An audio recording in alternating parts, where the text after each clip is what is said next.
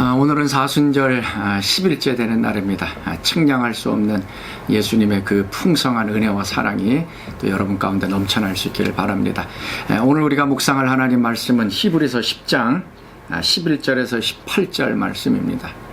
히브리서 10장 11절에서 18절 말씀.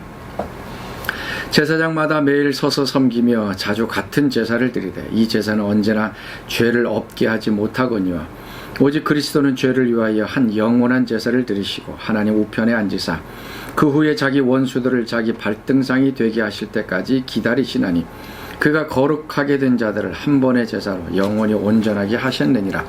또한 성령이 우리에게 증언하시되 주께서 이르시되 그날 후로는 그들과 맺은 언약이 이것이라 하시고 내 법을 그들의 마음에 두고 그들의 생각에 기록하리라 하신 후에 또 그들의 죄와 그들의 불법을 내가 다시 기억하지 아니하리라 하셨으니 이것들을 사하셨은즉 다시 죄를 위하여 제사 드릴 것이 없느니라.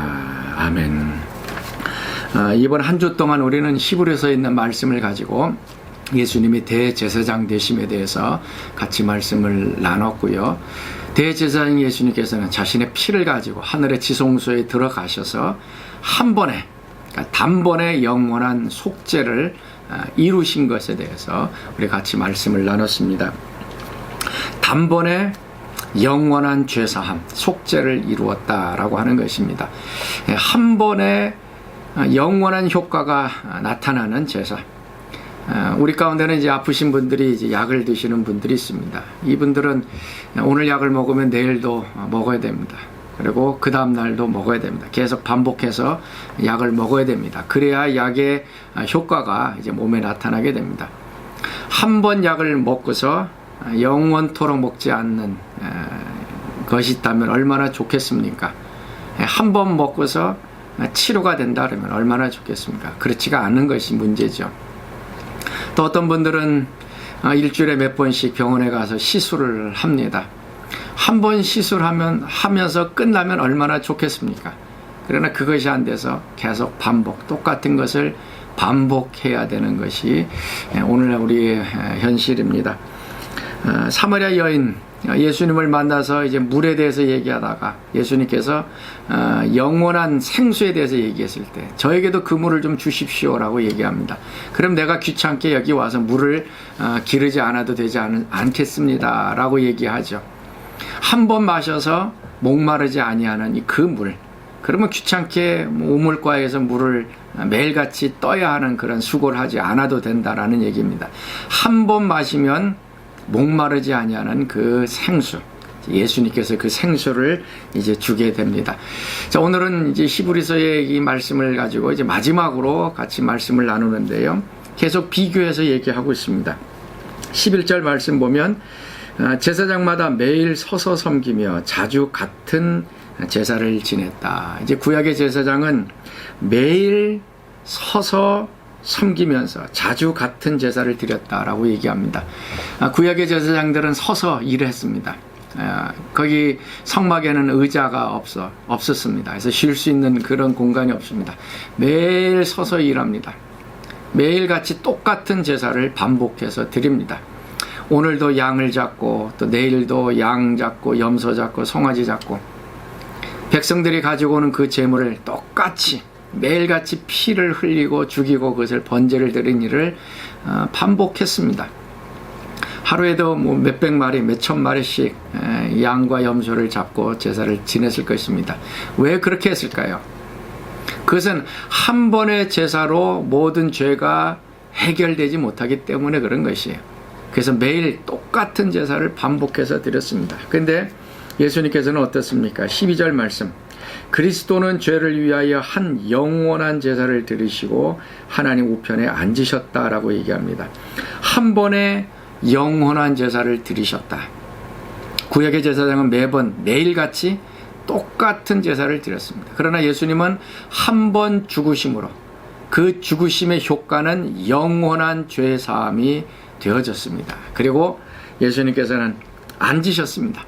하나님 보좌 우편에 앉으셨다. 앉으셨다는 것은 쉬셨다라고 하는 얘기고요. 모든 일이 끝났다라는 얘기입니다. 구약의 제사장은 매일같이 바쁘게 서서 일했습니다. 쉴 틈이 없었습니다. 그러나 예수님은 한 번 제사를 지내심으로 완전한 제사를 드리시고 하나님 우편에 앉으시고, 그 다음에 하나님 보좌 우편에 앉으셔서 이 땅에 있는 모든 원수들을 자신의 발등상이 되기까지 이제 기다리시는 일들이 일어납니다. 이 예수님의 속죄로 인해서 이루어진 것이 이제 새 언약입니다. 새 언약. 예수님께서 마지막 만찬을 제자들과 함께 했을 때에 그 포도주를 나누면서 이것은 너희와 맺는 새 언약이다 라고 얘기했습니다. 이것은 예레미야나 에스겔 선지자가 이야기했던 새 언약을 다시 한번 명확하게 해주는 말씀입니다. 새 언약이 무엇입니까? 16절 말씀에 주께서 이르시되 그날 후로는 그들과 맺을 언약이 이것이라 하시고 내 법을 그들의 마음에 두고 그들의 생각에 기록하리라. 구약의 언약은 돌판에 새겼습니다. 하나님께서 그 십계명을 모세에게 돌판에 새겨서 그것을 주었습니다. 그래서 사람들은 그 하나님의 말씀이 돌판에 기록되어 있습니다. 내 몸에서 벗어난 돌판에 기록되어 있습니다. 그렇기 때문에 어떻게 보면 마음의 움직임을 따라서 그 말씀을 지키지 않았습니다. 근데 새 언약은 어떻습니까? 그 말씀을 내 마음에, 내 생각에 두었다는 것입니다. 좀 더 쉽게 얘기하면은 새 언약은 우리의 마음의 변화, 마음이 바뀌어졌습니다. 심장이 바뀌어지고 생각이 바뀌어지고 새로운 영, 새로운 마음, 또 새로운 생각을 가지고 하나님을 섬길 수 있게 됩니다. 그래서 우리 마음속에 하나님의 법, 하나님의 말씀이 새겨져 있습니다. 그러니까 우리가 죄를 지으려고 했을 때에, 또 하나님의 뜻과 반대되는 일들을 했을 때, 하나님의 마음을 아프게 하는 일이 있을 때 우리 마음에서 이 징조가 일어나 신호를 보냅니다. 그래서 이거 하면 안 된다. 이걸 하면 하나님이 슬퍼하시고 하나님께서 이거 안 좋아하시는 일이다라고 신호를 보내게 됩니다. 그래서 이 신호에 따라서 우리는 하나님 말씀에 순종하는 거룩한 백성들로 이제 바뀌어지게 됩니다. 그뿐만 아닙니다. 이제 17절 말씀에는 그들의 죄와 그들의 불법을 내가 다시 기억하지 아니하리라 라고 말씀합니다. 우리가 지은 모든 죄를 기억하지 않는다. 구약의 제사는 매일 반복해서 드렸던 것이죠. 그러나 예수님의 한 번의 영원한 제사를 드림으로 하나님께서는 우리의 죄를 영원히 기억하지 않겠다. 이 죄 사함이 영원한 죄 용서가 되어집니다. 그래서 18절 말씀에는 이것들을 사하셨은즉 다시 죄를 위하여 제사 드릴 것이 없느니라. 하나님께서 죄를 기억하시지 않기 때문에 이제 죄 용서를 위한 제사를 드릴 필요가 없다라고 하는 말씀입니다. 우리가 죄를 지었을 때 예수님께서 죽으심으로 제사를 지냈다면, 이것이 완전하지 않다면, 내가 오늘 또 죄 지으면 예수님은 다시 성육신 하셔야 돼요. 다시 육신의 몸을 입고 오셔서 십자가 지시고 죽으셔야 됩니다. 그리고 나서 또 우리가 죄를 지으면 예수님은 다시 또 성육신 하셔서 십자가 지시고 이것을 이제 반복하셔야 되는 거예요. 그러나 예수님은 그렇게 하지 않습니다. 예수님의 십자가의 죽음은 영원한 죄 용서를 주셨기 때문에 예수님은 더 이상 죽으실 필요가 없고 더 이상의 죄 용서함의 제사를 드릴 필요가 없게 되어진 것입니다. 이것이 바로 단번에 이루어진 죄 용서함입니다. 영원토록 시간상으로도 이스라엘 백성들로부터 시작해서 이제 앞으로 이제 올 세대까지 모든 시대 가운데 영원토록 한 번의 예수의 제사를 통해서 죄 용서함을 받았습니다. 누구든지 예수를 믿으면 죄 용서함을 받게 되는 일들이 일어났습니다. 자, 그럼 우리는 어떻게 해야 될 것인가요? 예수님이 한 번의 십자가의 죽으심으로 우리의 죄를 영원토록 기억하지 아니하시는 이런 영원한 제사를 드렸다 그러면 우리는 과연 어떻게 해야 될 것인가요? 간단합니다. 우리도 마찬가지로 죄에 대해서 영원토록 발을 끊는 것입니다. 구약에는 계속해서 죄를 짓고 계속해서 제사를 드리는 죄 용서함의 색죄가 있었습니다. 그러나 예수님은 단번에 죽으심으로 죄에 대해서 우리를 용서하셨어요. 그럼 우리는 무엇입니까? 하나님의 법이 우리 마음 가운데 있고 새로운 마음, 새로운 영을 가지고 있기 때문에 우리도 마찬가지로 죄에 대해서는 이제 단번에 끝난 것입니다. 이제 죄가 우리를 더 이상 지배하지 못하고 이제 죄를 자꾸 밥 먹듯이 반복하고 또 용서받고 죄사함 받고 이런 것이 우리에게는 이제 더 이상 있어서는 안 될 것입니다. 이제 우리도 죄에 대해서는 완전히 손을 끊어야 되고 죄를 미워하고 죄와 싸워 피 흘리기까지 해야 하는 것이고요. 이제 우리들이 죄 지으면은 이제 제사가 없습니다.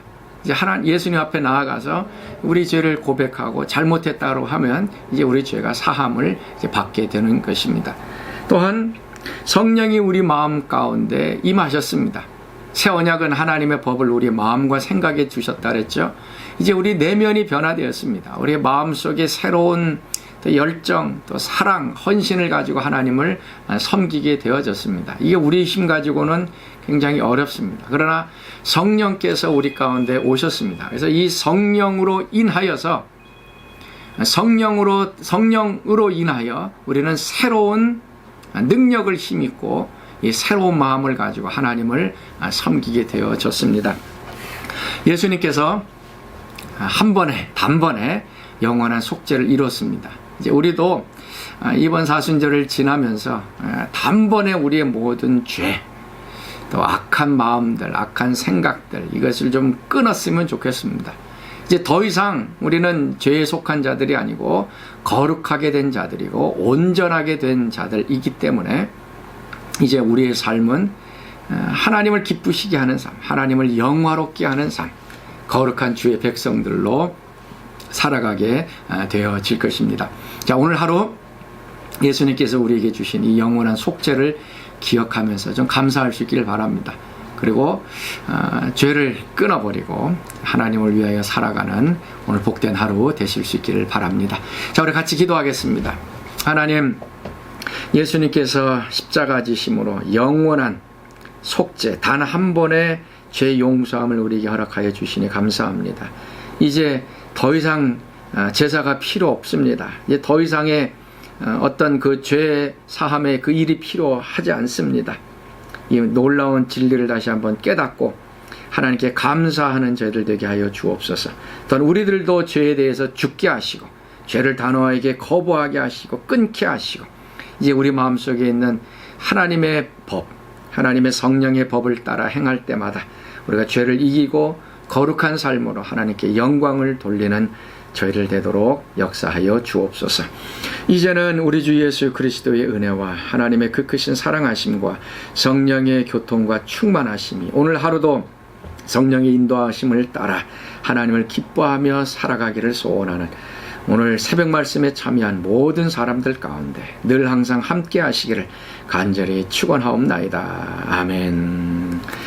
오늘도 하나님을 기쁘시게 하는 복된 하루 되실 수 있기를 바랍니다.